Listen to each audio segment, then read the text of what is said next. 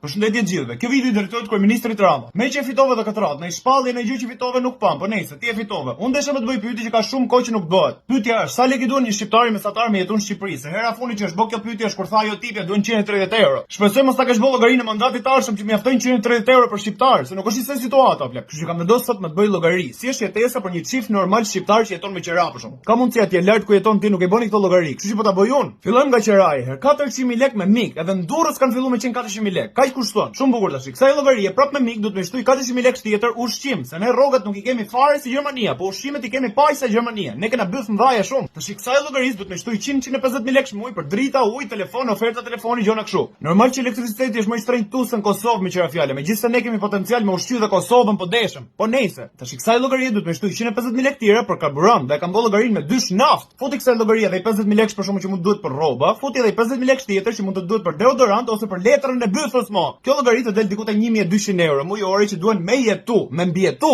1200 pjesëtim për 2, sa ka 2 persona çifti, duhet bëjmë secili nga 600.000 lekë muaj vetëm për të jetu. Kjo llogari sigurisht është bë pa mendim se dorosh në 100 lekë ndonjëherë. Pa llogarisë do mbledhësh ndonjëherë lekë me ble shtëpi, ose me ndru makinën, ose po të prish makina, ose po të prish WC-ja, ose po desh me bën ai fëmijë ndonjëherë, etj. Puna është se nuk është asaj më plak. Gjithmonë e dim që duhet më tepër se llogaria që bëm. Thjesht po bëjmë një llogari bazike. Po nejse, për një moment ta llogarisim 1200 euro. Nëse u dashkan 600 euro secilit vetëm për të mbijetu, atëherë sa që ka rroga minimale në Shqipëri? 400 euro. Puna është se nuk është asaj rroga minimale, se gjithë dim që ka shumë vete që punojnë në xez, edhe marrin 200.000 lekë, thjesht e marrin 9 dorë. Nëse llogaria po na del kështu, që shteti jon na ka vënë më të vogël pagën minimale, s'është mjaftojnë për të mbijetu, edhe ka njerëz që marrin më pak sa paka minimale. Atëherë çka kuptimi ka që të vjesh shteti e të thotë pse është drog? Me çfarë fytyre po i thu njerëzve mos shisni drog? Ti indirekt i ke thon shqiptarëve me shit drogë plak. E kupton këtë gjë? Kështu që pyetje direkte, sa del llogaria ty? Sa të ka thon Ministria e Financave që mjaftojnë për shqiptarë që të mbijetoj gjatë muajit? Dhe pyetja e dytë tash, këtë shifër që isha s'është akoma 130 euro mendin tate. Ku keni më çu deri në fund të mandati? 150 euro? Në sa është gjithë shqiptarëve, duhet të vini mu përballë me këtë tipin në plak, se s'keni për të gjithë gjë ndonjëherë, ta dini.